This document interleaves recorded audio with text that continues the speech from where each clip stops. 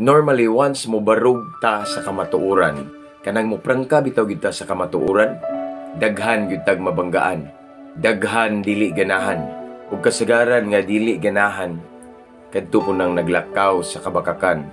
Mao nang usay ila lang tang yaga-yagaan, ila patang katawan, usay ila pagyud pakaulawan.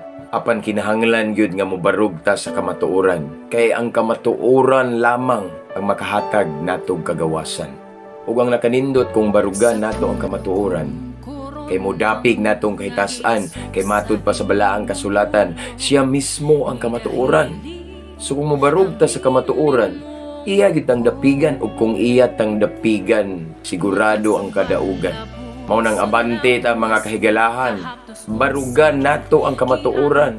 Bahalag kinsa pa na atong mabanggaan, ang importante dili nato mabangga ang kahitasan. Mabungahong adlaw mga kaigsuonan, ampo ug amping lang ta kanunay diha. God bless everyone, to God be all the glory.